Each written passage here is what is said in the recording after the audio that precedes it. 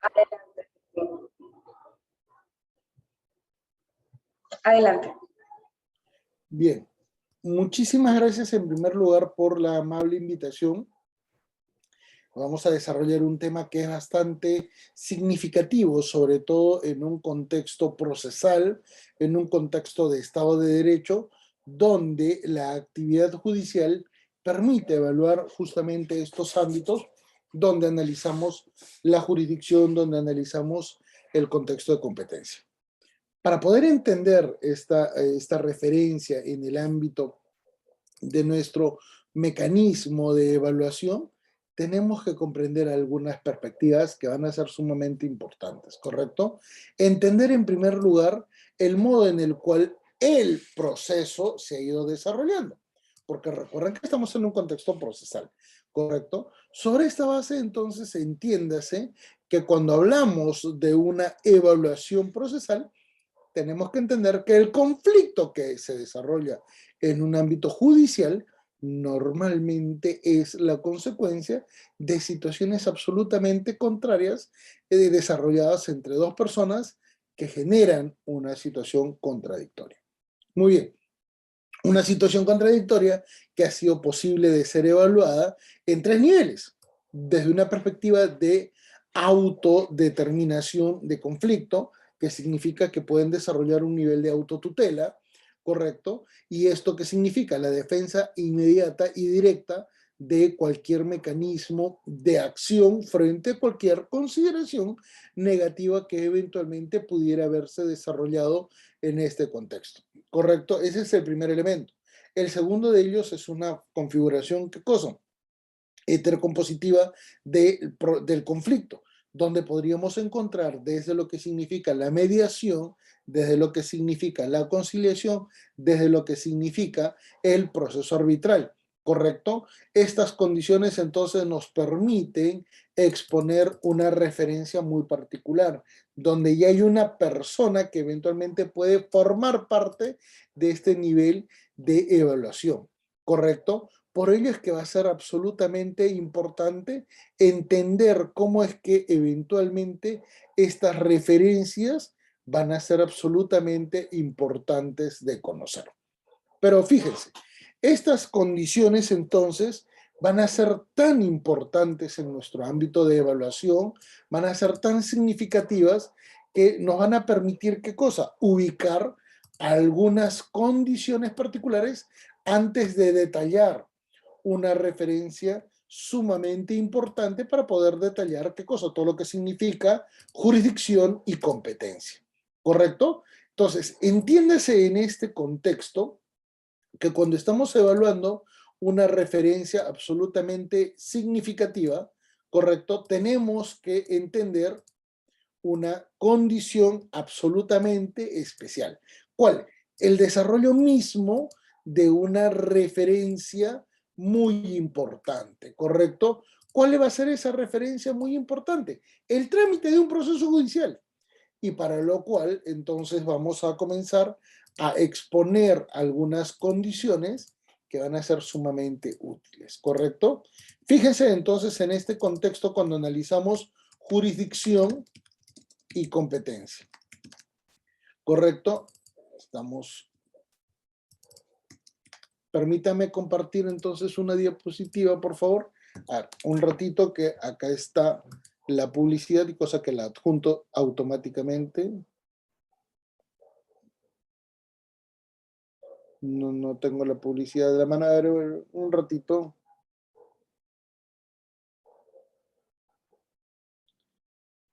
Un ratito para poder tener la imagen completa. Sí, acá está. Un ratito y la comparto y cosa que ya vamos desarrollando más.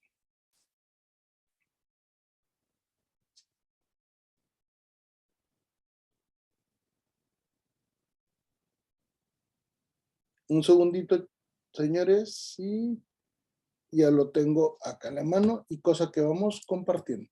Por favor, me confirman si se puede visualizar.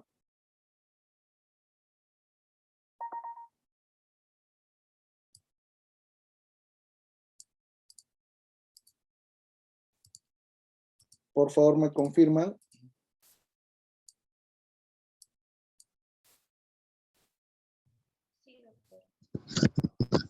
¿Sí? Doctor. ¿Se puede ver? Sí, ya. Sí, doctor, se ve. A ver, se me cortó.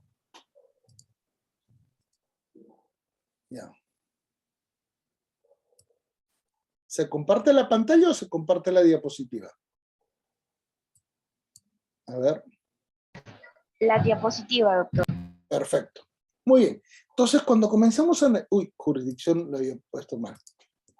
Entonces, cuando comenzamos a analizar estas condiciones, es porque evidentemente tenemos que entender para lo que significa el contexto del año 2022 en el ámbito procesal, ¿correcto? Acá vamos a tratar de relacionarlo a un ámbito de derecho procesal civil, ¿correcto? ¿Qué significa el trámite efectivamente de nuestra condición material? Obsérvese en este sentido cuando comenzamos a detallar, señores, una referencia a nuestro Código Procesal Civil, ¿correcto? ¿Qué es lo que va a implicar? 4 condiciones absolutamente especiales, ¿correcto? ¿Cuáles van a ser esas condiciones especiales? En primer término, va a ser la evaluación de lo que indica nuestro sistema constitucional en el ámbito de la impartición de justicia. ¿Cuál es el elemento referencial? El artículo 138 de la Constitución, ¿correcto? Respecto de lo que es el Tribunal Constitucional. Recuerden en este sentido que existe una condición especial que tiene que ser coordinada y complementada en este ámbito, ¿correcto? Pero también existe otro nivel de evaluación. ¿Cuál? El que determina qué cosa, el artículo 139 de la Constitución, principalmente con respecto a qué cosa, de la legitimidad y funcionalidad del Poder Judicial, ¿correcto? Que va a estar detallado principalmente en una perspectiva absolutamente especial, porque esto es lo que garantiza las condiciones sobre las cuales se desarrolla nuestro ámbito temático en esta conferencia. En segundo lugar, fíjese que ese sistema de impartición de justicia normalmente expone, ¿qué cosa? Una condición que va a ser absolutamente especial, debido principalmente, ¿qué cosa? A las garantías procesales y constitucionales. ¿Por qué? Porque estamos ante un Estado de Derecho, donde se desarrolla el debido proceso, la tutela judicial efectiva, el principio de plazo razonable y otros criterios adicionales. Ojo, señores, otros criterios adicionales. Por ello es que entre esos dos elementos, las reglas del proceso en la evaluación de un expediente judicial, correcto, nos permiten decir en lo civil, el Código Civil, el Código Procesal Civil. ¿Van a haber leyes especiales adicionales? Sí, dependiendo del panorama de evaluación. Legislación civil especial, ¿correcto? Pero ¿por qué va a ser importante este ámbito? Principalmente por la evaluación del derecho procesal y del derecho probatorio, ¿correcto? ¿Por qué? Porque vamos a tomar en cuenta dos contextos donde todo literalmente es referencial. Por eso es que va a ser sumamente útil entender cómo es que los elementos probatorios se pueden acreditar. Inclusive en este contexto resulta sumamente útil entender cómo es que el contexto de la Vale de Plata, por ejemplo, resulta ser funcional, ¿correcto? ¿Por qué estas referencias van a ser sumamente útiles y van a ser muy significativas?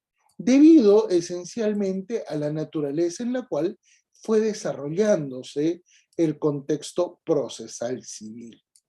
Recuerden que para estas perspectivas, el proceso civil no tiene una tradición histórica muy antigua. ¿Por qué no tiene una tradición muy antigua? Principalmente porque la legislación que nosotros estamos evaluando, ¿correcto?, ha tenido una tradición histórica absolutamente novedosa, ¿correcto? En 1960, a raíz de la actividad que desarrollaron algunos juristas principalmente uruguayos y argentinos, es que se entendió la autonomía del derecho procesal civil. Una autonomía que ya venía desde 1940, 1950 en el contexto continental europeo, principalmente en el aporte de juristas italianos y alemanes. ¿Correcto? Recuérdese que América Latina nunca ha generado tradición histórica de forma autónoma. Por regla general siempre hemos utilizado criterios que han venido de otros ámbitos geográficos, principalmente de Europa. Por ello es que la evaluación de estos factores de interpretación resultan absolutamente especiales, ¿correcto? Por favor, sería viable que no manipulen, por favor, la pantalla para no alterar el PowerPoint, ¿sí? Muy bien. Sobre esa base, entonces, véase que este contexto procesal civil determina en primer término lo que para el caso peruano fue el paso del Código de Procedimientos Civiles a un Código Procesal Civil, ¿correcto? Pero es una perspectiva de desarrollo y evolución y que felizmente generó resultados positivos, ¿correcto? Esos elementos que han sido evaluados en este contexto ha permitido, ¿qué cosa? La evaluación de los conflictos judicializados de una manera mucho más específica, de una manera mucho más ejecutiva, conforme las reglas del debido proceso de la actualidad, ¿correcto? No es que se haya generado una condición tampoco tan discrecional ni tampoco tan arbitraria. Recuérdese en este sentido que estamos hablando de una situación que recién se ha materializado en los últimos años, ¿correcto? No es una condición sumamente extraordinaria. Por ello es que el Código de Procedimientos Civiles resulta sumamente disfuncional, ¿correcto? Las reglas aplicables al ámbito de la jurisdicción y competencia literalmente provienen de esta perspectiva de evaluación de este nuevo proceso, pero claro, toma en cuenta todos los antecedentes que se han podido registrar en términos históricos. ¿Por qué? ¿Por qué va a ser sumamente útil entender esta perspectiva? Por una razón muy simple, señores.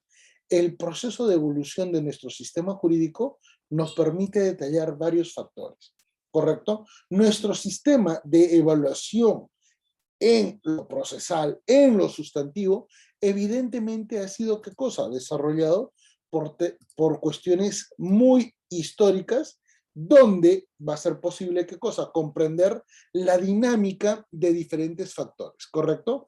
Por una cuestión temática, permítame compartir esto, por una cuestión absolutamente temática, ¿correcto? Disculpen esto, y lo vamos a detallar. ¿Por qué va a ser importante entonces explicar el desarrollo de todo un sistema procesal conforme un Estado de Derecho? ¿Correcto? El sistema procesal y judicial debe garantizar un Estado de Derecho. Por una razón muy especial, porque señores, todo este panorama de evaluación no fue descrito sino hasta hace muy poco. Y por lo tanto, se necesita garantizarlo. ¿Cómo vamos a lograr garantizar estos elementos que van a ser absolutamente muy especiales? Bueno, tenemos que comprenderlos en su real dinámica, en su real perspectiva, porque esto no va a ser muy fácil de poder, ¿qué cosa? Explicar correctamente. ¿Estamos? A ver, un ratito voy limitando esto para que pueda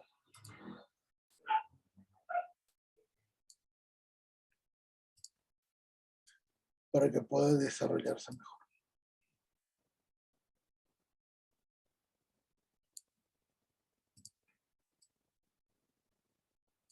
Muy bien, vamos a tratar de exponer, ¿qué cosa? Dos referencias que van a ser muy importantes en un contexto de evolución de 4 etapas en los cuales el sistema procesal se ha ido construyendo, ¿correcto? ¿Por qué vamos a evaluar estos 4 niveles de reforma y de aplicación de elementos conceptuales muy importantes? Porque históricamente, señores, muy pocos conocen de esta referencia. Lamentablemente hay mucha de información negativa, disfuncional, que no toma en cuenta cómo es que surgió el modelo que nosotros tenemos y que se denomina sistema jurídico. ¿correcto? Entonces, el sistema procesal y judicial debe garantizar un Estado de Derecho, ¿dónde? En un sistema jurídico. Por ello es que va a ser sumamente importante antes de comprender el contexto de lo que implica, por ejemplo, jurisdicción y competencia, ¿correcto? Y el concepto de jurisdicción y competencia son inclusive anteriores al modelo de Estado de Derecho, ¿correcto? Fíjense que cuando comenzamos a detallar entonces estos elementos de nuestro sistema jurídico, ¿qué es lo que vamos a desarrollar? A ver, esto nos queda un poquito corto. ¿Ya? ¿Qué es lo que vamos a desarrollar? ¿Cómo se llama cada uno de estos sistemas? Y vamos a comenzar a denominar, nuestro sistema jurídico es romano, ¿correcto? Nuestro sistema jurídico es germano. Nuestro sistema jurídico está vinculado al ámbito del derecho canónico, por lo tanto es canónico. Y finalmente está vinculado a un derecho francés, por lo tanto también tiene una característica francesa. Estos 4 elementos son los que configuran, señores, nuestro sistema jurídico y que van a ser sumamente útiles al momento de evaluar el concepto procesal de jurisdicción y de competencia. Muchos podrán decir, ¿y a qué se debe? ¿Cuál es la razón de por qué tenemos que entender y comprender una dinámica absolutamente, ¿qué cosa? Muy particular, especial, debido a un contexto histórico. Bueno, la explicación es muy sencilla. Señores, nuestro sistema jurídico proviene justamente de estos 4 elementos, ¿correcto? ¿Y qué es lo que va a aportar cada uno de estos elementos? Bueno, vamos a ir comenzando a detallarlos. Para lo que significa el proceso civil, ojo señores, ¿por qué el contexto romano es sumamente importante?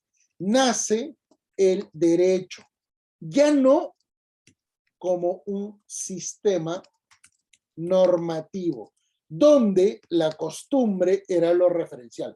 Por eso es que, por ejemplo, en el common law, el sistema que es casuístico deviene de un sistema normativo, de norma. ¿Cuál? Costumbre. La costumbre siempre va a ser un factor preliminar a todo el contexto legislativo. ¿Por qué? Porque además en Roma, ¿correcto?, se articuló a la ley sobre el poder del rey o del Estado.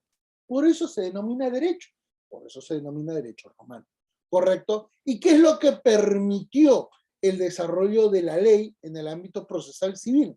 Señores, estableció la regulación de derechos, ¿correcto? La regulación de derechos de las personas en un proceso, en un procedimiento.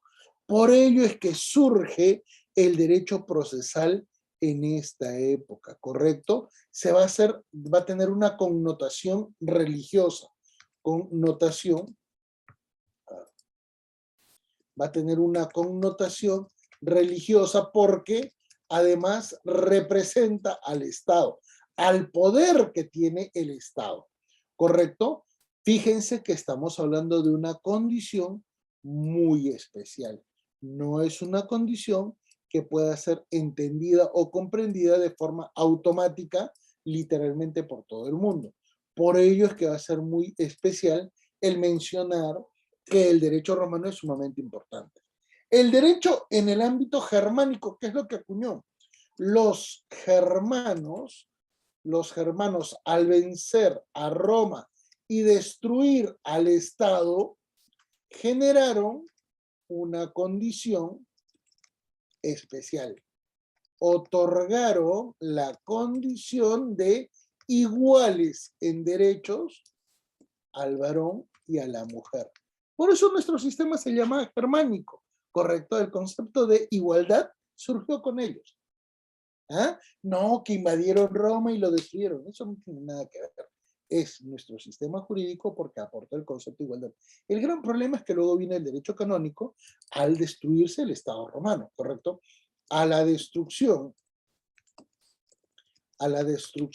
de Roma como Estado, ¿correcto?, se desarrolla el sistema feudal, donde la Iglesia Católica genera una condición de poder. Pero es una condición de poder que se tiene que entender para esa época y que genera dos elementos muy importantes, dos elementos. El primero de ellos, el concepto de dogma de la ley, por eso es que tenemos un sistema dogmático, ¿correcto? Donde la creencia de la ley es evidentemente porque viene de una condición divina, ¿correcto? La creencia a favor de la ley, ¿correcto? La creencia a favor de la ley es evidentemente natural, ¿correcto? Y el segundo de ellos, que proviene justamente de ese primer punto y que fue expuesto primero por Aristóteles, primero por Sócrates, luego por Aristóteles, luego fue desarrollado por Santo Tomás, luego por Fray Bartolomé de las Casas, que implica el concepto de los derechos naturales. ¿Por qué? Porque el hombre es hijo de Dios, ¿correcto? Y no puedes juzgar al Hijo de Dios como quieres. De ahí surge el debido proceso, ¿correcto?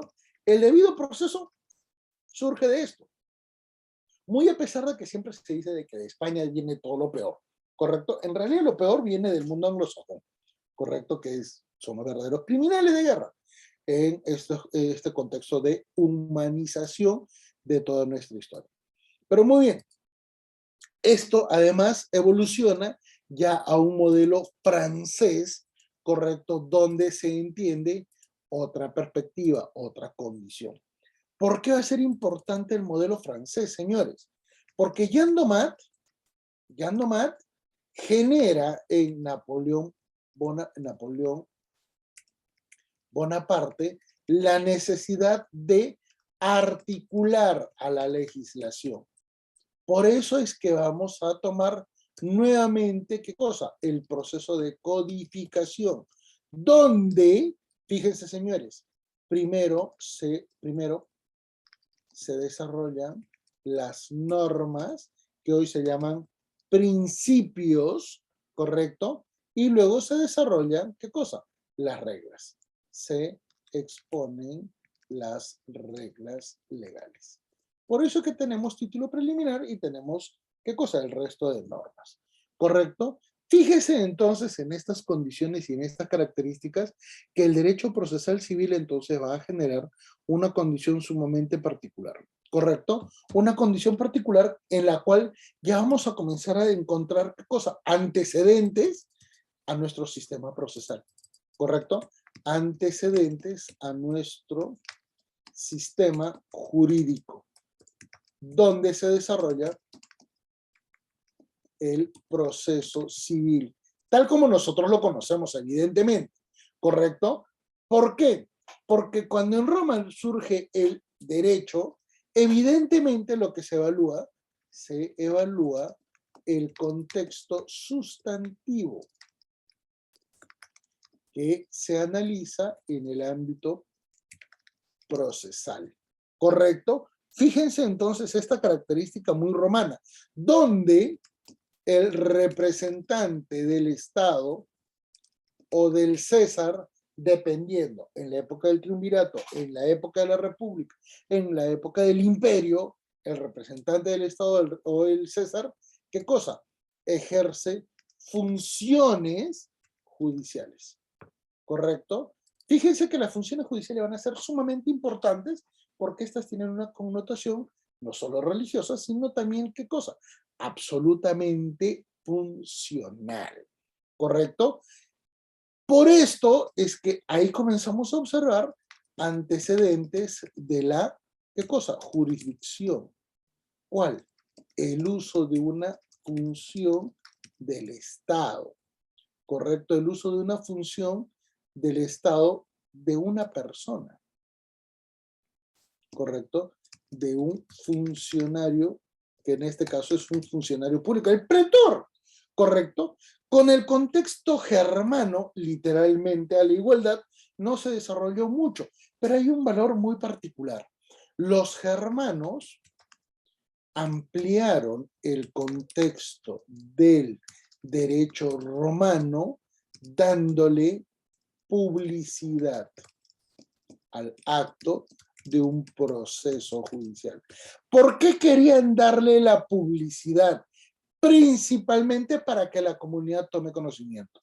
El objetivo de esta acción era permitir que la sociedad pueda tomar conocimiento de una acción judicial de forma inmediata. Ese era un factor sumamente especial. Recuerden que estamos hablando de literalmente el siglo V después de Cristo, cosa que no es muy sencilla de evaluar, ¿correcto? Pero, ¿dónde viene nuestro principal ámbito de evaluación? Jurisdicción y competencia son especialidades que provienen del derecho canónico, ¿correcto? El derecho canónico genera por primera vez el concepto de jurisdicción y también el concepto de competencia. ¿Por qué? Porque recuerden que el derecho canónico tiene una contradicción con normalmente las normas que se regían en la época feudal, ¿correcto? La Iglesia Católica debía tener un mecanismo superior de control de la población sobre los reinos feudales. No importase qué país fuese, no importase qué feudo fuese, porque estamos hablando literalmente del siglo XI hasta el siglo XIV en la que se generan estas condiciones. ¿Por qué?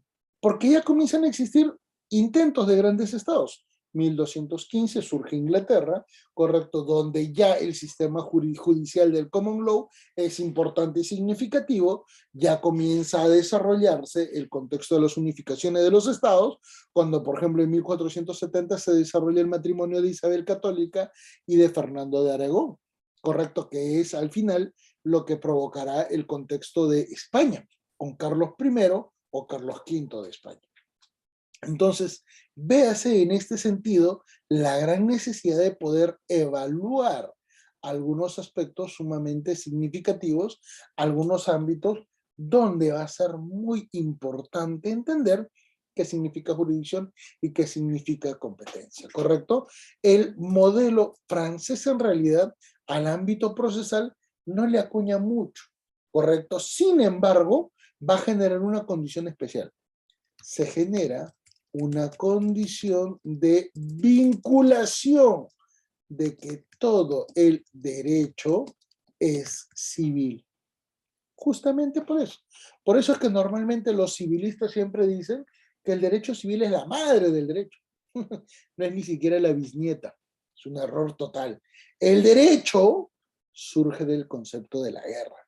La guerra generó el concepto de derecho internacional. El derecho internacional generó derecho constitucional. El derecho constitucional generó el derecho penal. El derecho penal generó el contexto de lo que implica ya el derecho civil propiamente en el ámbito. Por eso es que mucha gente no conoce nuestro sistema jurídico ni conoce su denominación, y por eso es que a veces dice civil law, como si en realidad fuéramos dependientes del common law, cuando en realidad el common law proviene del derecho romano, ¿correcto? Y esto es sumamente importante porque cuando comenzamos a evaluar otros modelos de jurisdicción, otros modelos judiciales, nuevamente el modelo de jurisdicción resulta sumamente funcional, principalmente cuando vemos el contexto a nivel de pluralismo jurídico. Veamos, ¿qué es lo que vamos a tomar en cuenta en este contexto? Fíjense, modelos comparativos en el ámbito de sistemas jurídicos. ¿Por qué va a ser sumamente significativo entender esta premisa, entender y relacionarla respecto de su contenido? Por una razón muy simple, mis queridos amigos, porque cuando estamos evaluando este factor, vamos a tener que tener en cuenta qué cosa, cuál va a ser su implicancia. Principalmente porque vamos a tener qué cosa, un sistema jurídico romano, germánico, canónico, francés. Este es el modelo que usualmente nosotros deberíamos tener, ¿correcto? Este modelo es el vigente en el Perú. Se desprende de lo estipulado en la Constitución y se complementa con lo dispuesto por el Código Civil y el Código Procesal Civil. Ese es el modelo que también es válido en Iberoamérica, en Francia, en Alemania, ¿correcto? Que tienen el modelo continental europeo, ¿correcto? Ese es el modelo occidental tradicional. ¿Qué otro sistema hay? Bueno, veamos. El otro sistema que normalmente es muy importante y muy significativo, vamos a cambiarle de color para que se pueda entender esta diferenciación, es justamente el modelo del sistema jurídico del Common Law, ¿correcto? ¿Por qué el modelo del Common Law va a ser importante para poder detallar? Eso se lo voy a explicar en la siguiente diapositiva. Primero, porque surge a la caída del Imperio Romano, literalmente en el siglo V después de Cristo, ¿correcto? Se desarrolla hasta el siglo XI, donde se uniformiza, ¿correcto? Y es preexistente al Estado que se forma en 1215 con la Carta Magna, ¿correcto? ¿En dónde? En Inglaterra, evidentemente. Muy bien. Por eso es que normalmente en el sistema del Common Law, ¿correcto? Los jueces crean el derecho. ¿Por qué? Porque no han tenido un legislador que los ha podido, ¿qué cosa? Vincular, desarrollar. En este contexto, en el romano germánico canónico francés, la ley es solo una atribución del legislador. Por eso es que normalmente se considera que el juez es la boca de la ley, ¿correcto? Eso es una visión de la Ilustración francesa.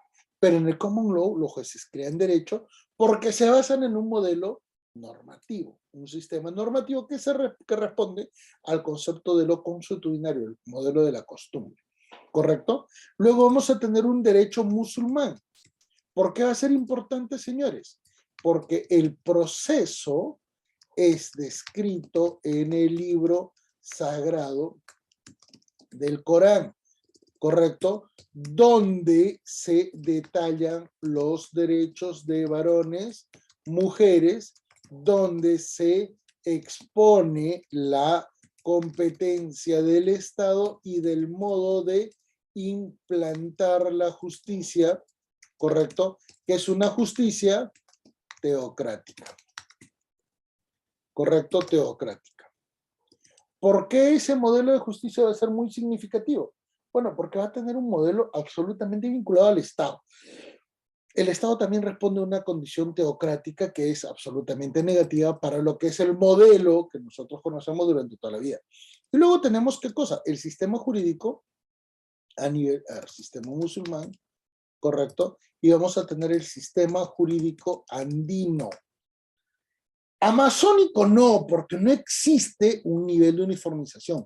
Lo andino sí, ¿correcto? Surge hace 5000 años antes de Cristo, ¿correcto?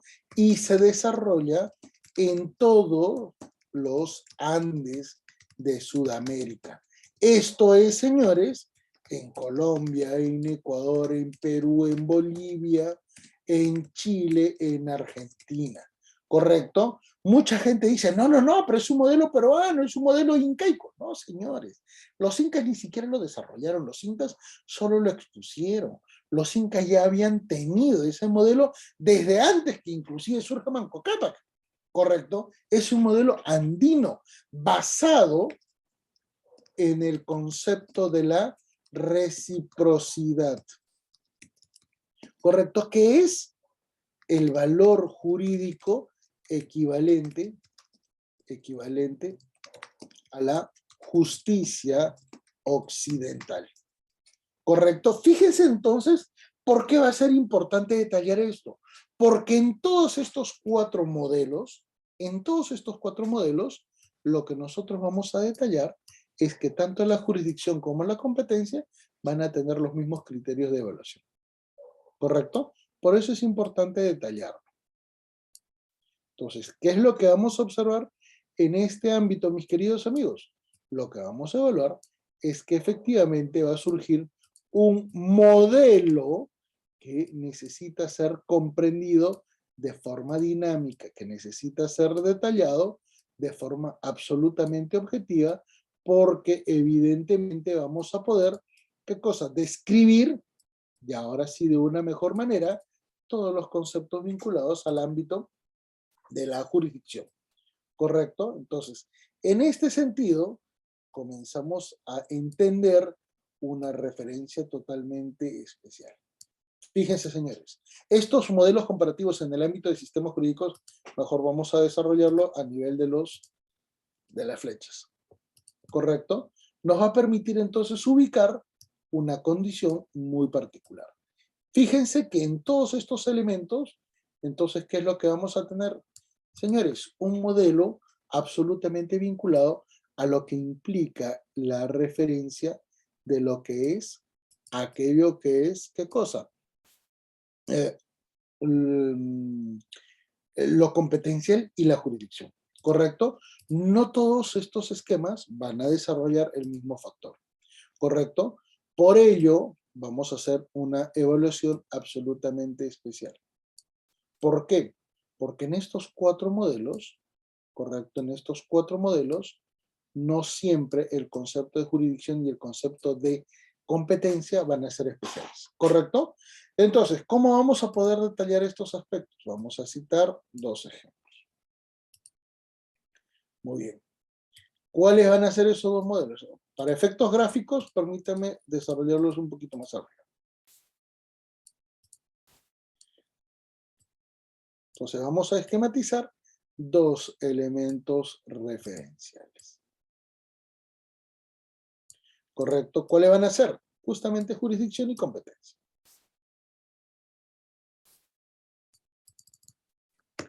Jurisdicción y competencia. Muy bien. Y vamos a detallarlo para poder especificar sus condiciones y sus propias características. ¿Correcto?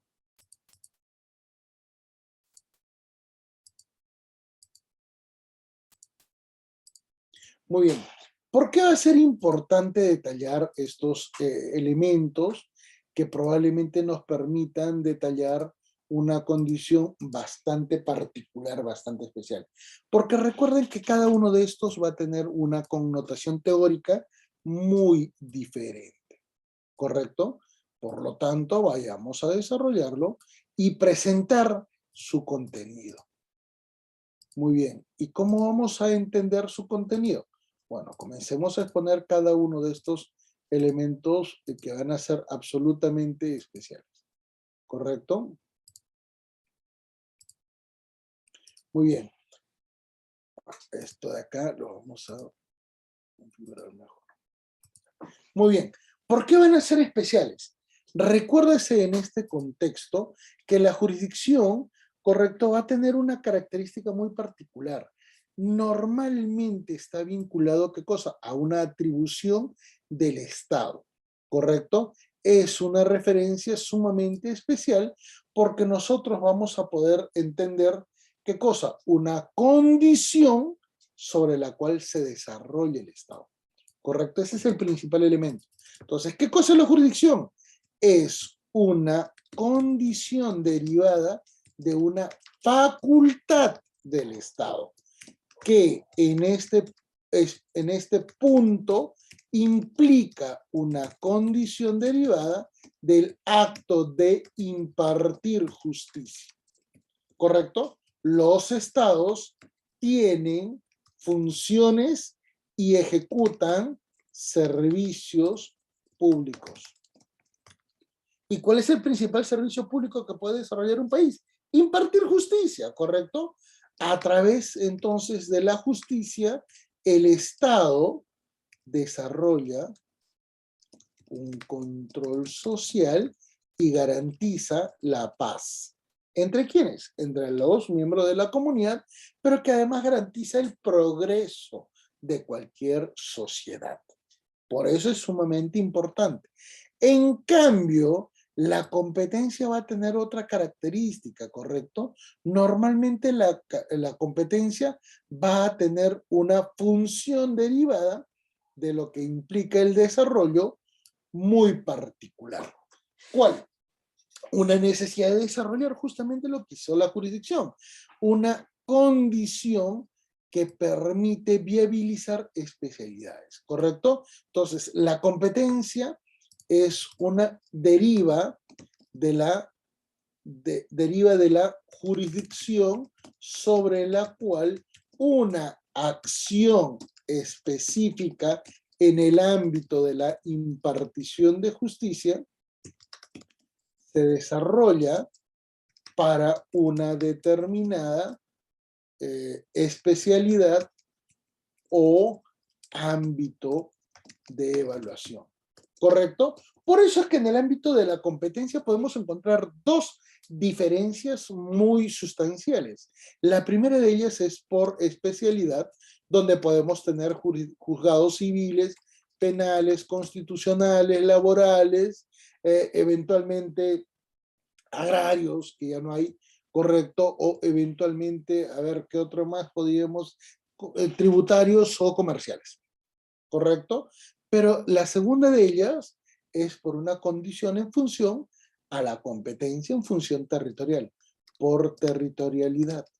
Por eso es que tenemos Corte Suprema, por eso es que tenemos Cortes Superiores y tenemos juzgados. Por ejemplo, los juzgados de paz están vinculados a un distrito judicial. Por eso es que no tienen vigencia en todas las localidades de nuestro país y esto es sumamente importante, ¿correcto? Por ello es que cuando comenzamos a analizar jurisdicción y competencia, ¿por qué va a ser sumamente útil? Porque, señores, la primera jurisdicción que nosotros vamos a considerar, ¿correcto? El modelo histórico, ¿cuál va a ser? Que la primera jurisdicción es la del fuero militar. Señores, ¿qué significa fuero? Fuero es una, ¿qué cosa? Una carga especial, vamos a ponerlo por acá, fuero es una condición especial derivada de la época feudal donde el Estado no tenía fuerza vinculante, ¿correcto?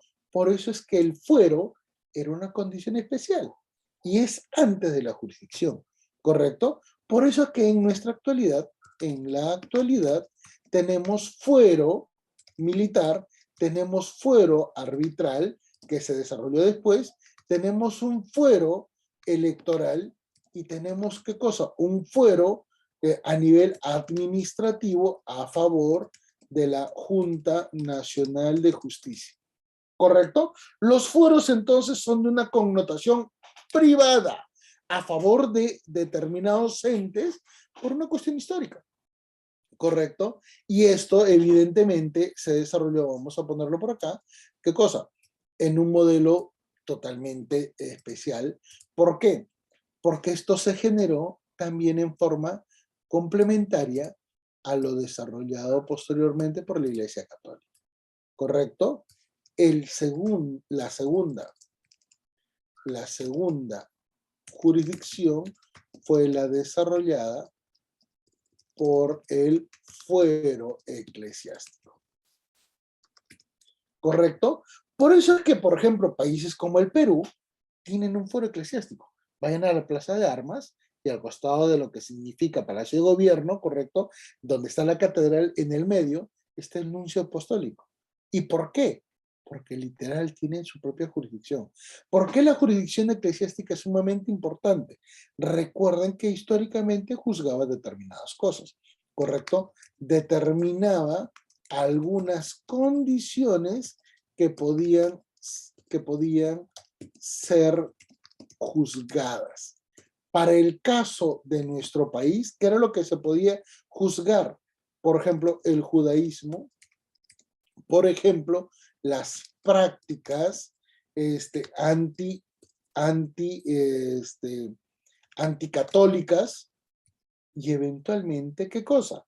Algunas situaciones contrarias a la fe, a actos contrarios a la fe católica, ¿correcto? No solamente la iglesia, sino actos a la fe católica.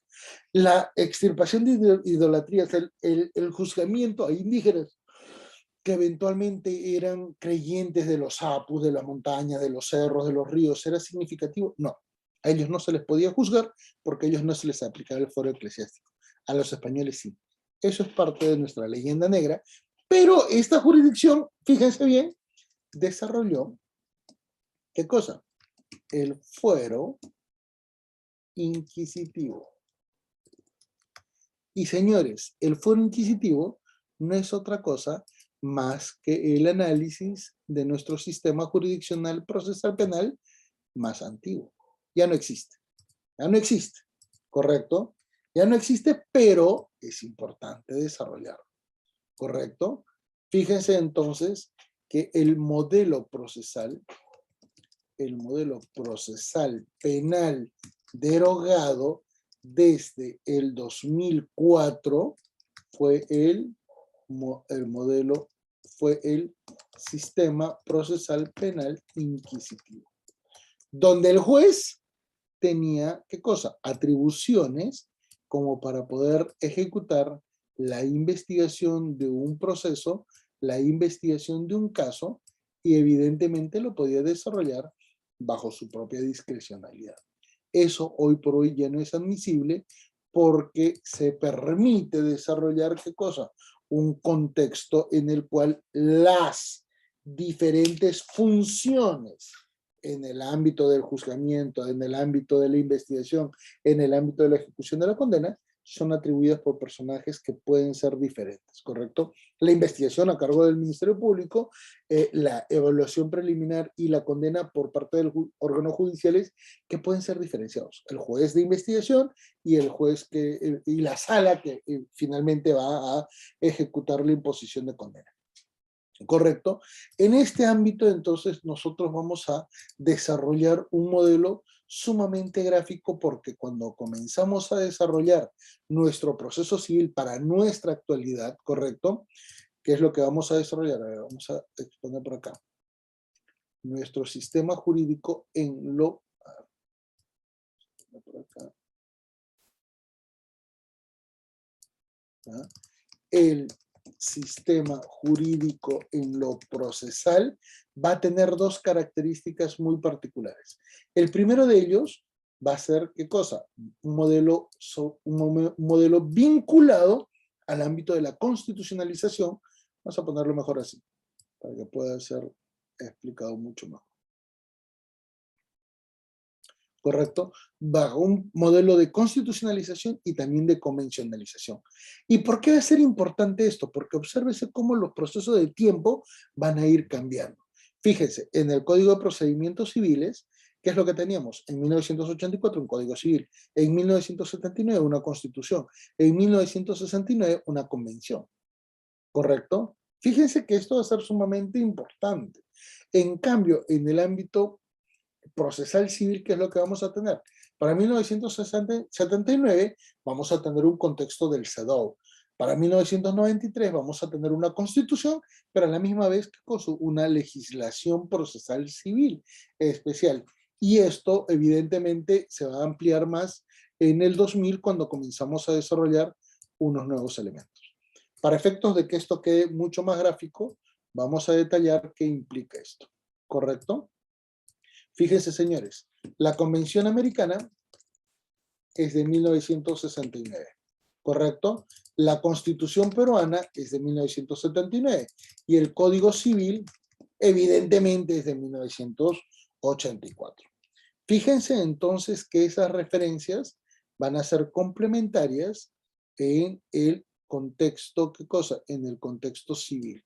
¿Por qué? Porque nuevamente tenemos a la Convención Americana, vamos a tener no solamente una constitución, sino también un código procesal civil de la época, y para el año 2000 vamos a tener una legislación sustantiva totalmente novedosa, principalmente con la tutela de muchos derechos fundamentales, donde vemos, ¿qué cosa? Un código del niño y adolescente, donde vemos, por ejemplo, una ley de violencia familiar. Son elementos que terminan transformando todo nuestro panorama procesal de un modo muy importante. Ahora vamos a ponerlo por acá. para que quede claro. Correcto, a partir del 2000, entonces, ¿qué es lo que tenemos? Un código del niño, niña y adolescente. Tenemos también, ¿qué cosa? Leyes sobre violencia familiar. Y fíjense cómo cambia nuestro panorama, y por eso que es importante entender que nuestro proceso civil, hoy por hoy no puede, ¿qué cosa? Desprenderse del ámbito de la constitucionalización y de la convencionalidad. Por ello, es que cuando analizamos el contexto procesal, todo proceso está absolutamente arreglado. Todo el proceso judicial está absolutamente arreglado. ¿Por qué se tiene que trabajar este modelo, esta referencia que probablemente sea muy importante? Por varios factores, mis queridos amigos. El primero de ellos es porque tenemos que comprender qué cosa, una dinámica que va a ser sumamente importante y especial. ¿Cuál? Ese modelo que nosotros vamos a estar desarrollando, correcto, está absolutamente arreglado porque estamos en un estado de derecho. Correcto, estamos en un estado de derecho. Por eso es que el proceso, por regla general, correcto, el proceso por regla general es residual, pero a la misma vez el proceso es residual, pero existe la posibilidad de evaluar otros esquemas. Sobre todo, ¿para qué cosa? Para evaluación de los, miren, intereses, que se llama interés para obrar, ¿correcto? Y de la legitimidad para obrar. Y estos dos elementos, ¿dónde están? Título preliminar de nuestro Código Civil y Código Procesal Civil. El interés para obrar está, ¿qué cosa? En el artículo número 5 del título preliminar del Código Civil, y nuestra legitimidad para poder obrar, ¿dónde está? Está en el principio de impulso del proceso, que es el artículo 2 del Código Civil. Así que esto lo vamos a detallar a continuación.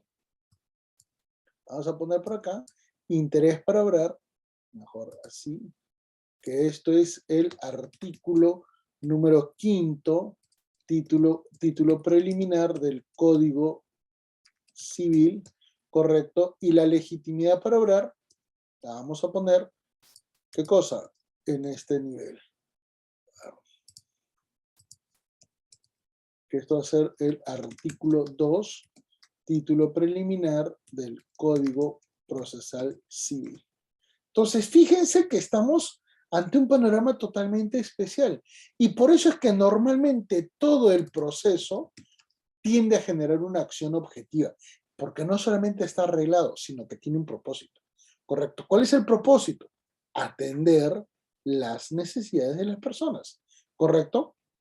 Estas necesidades entonces de las personas, nosotros las vamos a poder evaluar de forma muy particular, porque cada uno de estos factores, correcto, va a ser evaluado en su real dimensión.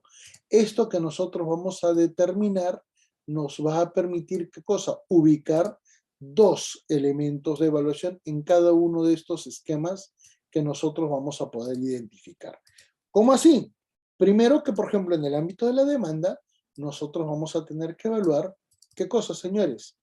Los petitorios. Y los petitorios son en función, ¿qué cosa? De lo dispuesto por las partes procesales. Por lo tanto, en este ámbito, nosotros, ¿qué tomamos en cuenta? Señores, lo que nosotros vamos a tomar en cuenta va a ser la legitimidad y el interés para obrar. ¿Correcto? Legitimidad e interés para obrar. Y eso es absolutamente esencial. Pero recuerden que esto no va a ser muy importante si es que eventualmente estas dos personas, correcto, o principalmente la parte demandante, no tiene elementos probatorios para justificar su acción judicial. ¿Por qué? Porque recuerden que cualquiera tiene el derecho de acción. El derecho de acción es un elemento absolutamente, ¿qué cosa? Viable. Es un elemento que cualquier individuo lo puede tener, ¿correcto? ¿Qué significa? El derecho de acción. ¿Por qué? Porque este es un factor genérico, pero que evidentemente no significa que puedas hacer lo que quieras si es que no tienes elementos probatorios. Por ello va a ser muy útil entender qué cosa, el contexto de la contestación de la demanda. ¿Por qué la contestación de la demanda va a tener entonces otra connotación muy importante? Porque recuerden que en este nivel las partes pueden, ¿qué cosa? Inclusive plantear un nivel de oposición o pueden, ¿qué cosa? Allanarse. Pero también pueden hacer, ¿qué cosa? Otra condición sumamente especial. ¿Cuál es, señores? Contrademandar. ¿Correcto? Miren cómo es que eventualmente se ejecuta este tipo de condiciones. Por ello es que cuando vemos el auto de saneamiento, en particular para lo que significa jurisdicción y competencia, ¿qué es lo que vamos a tomar en cuenta, señores? Lo que vamos a tomar en cuenta en este ámbito va a ser un aspecto absolutamente sencillo, porque el juez evalúa sus competencias. Señores, en el auto de saneamiento, el juez detalla la jurisdicción y la competencia. Por lo tanto, no es un criterio absolutamente discrecional, es un elemento sumamente importante, porque así ya no va a existir ninguna controversia que eventualmente pudiera ser evaluado en otro nivel. Y por eso es que esta continuidad es sumamente importante, ¿correcto? Eventualmente en este ámbito lo más significativo podría ser, ¿qué cosa? La imposición de una referencia sobre el ámbito, ¿qué cosa? De la sentencia. ¿Por qué? Porque recuerden que eventualmente si un juzgado no tiene ni la jurisdicción ni la competencia, probablemente no tenga un nivel de coerción para poder ejecutar su desarrollo. La exigencia en la fundamentación de la decisión va a estar evidentemente vinculado a todo lo que implica la jurisdicción y la competencia. ¿Correcto? Entonces son elementos que necesitan ser detallados con mucha mayor pro, con una mayor precisión, porque si no va a ser imposible ejecutar la sentencia. ¿Correcto? Y recuerden que la ejecución de la sentencia no es un factor trivial, es un factor sumamente importante. ¿Por qué? Porque, por ejemplo, el auxilio de la fuerza pública, ¿correcto? El auxilio de la fuerza pública solo es un factor que lo tienen los jueces penales, no lo tienen los jueces civiles. Por ello es que va a ser sumamente útil entender que esta ejecución de sentencia tiene mucho que ver con la jurisdicción y competencia. ¿Por qué? Solo el juez penal tiene competencias limitativas de derechos. Pero doctor, un juez civil también puede imponer medidas limitativas. Sí, es cierto. Pero recuerden que esas decisiones o son de carácter temporal o son de carácter especializado, pero son muy puntuales. En lo demás, solamente el juez penal.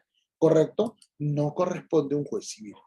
En este sentido, mis queridos amigos, sería la explicación de todo lo que implica nuestro ámbito de evaluación de jurisdicción y competencia, y eventualmente quedamos atentos a cualquier interrogante que se pudiera desarrollar. Muchísimas gracias.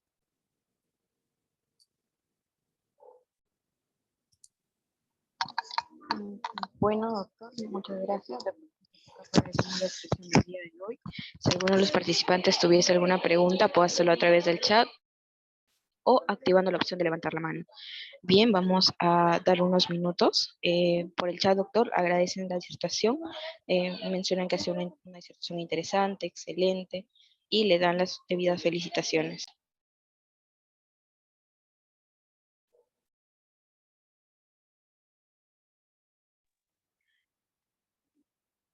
Bien, doctor, el tema ha sido muy claro para todos los participantes. No hay preguntas al respecto.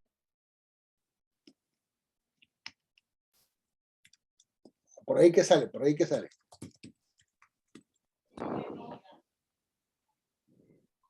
Sí, se les comunica a los participantes que las diapositivas y el material del día de hoy serán subidos hasta el aula virtual, por lo tanto, las personas que desean acceder deberán inscribirse a través de nuestros asesores de venta. Y le estoy pasando ya la diapositiva, ¿sí? Muchas gracias, doctor. Ahorita ya está pasado, ya lo tiene la doctora Aide. Ya se lo pasé. Correcto, doctor. Por parte de CEFOCAP reiteramos el agradecimiento por la disertación del día de hoy. Muchas gracias. No, encantado. Gracias a ustedes. Gracias, doctor. Hasta otra oportunidad.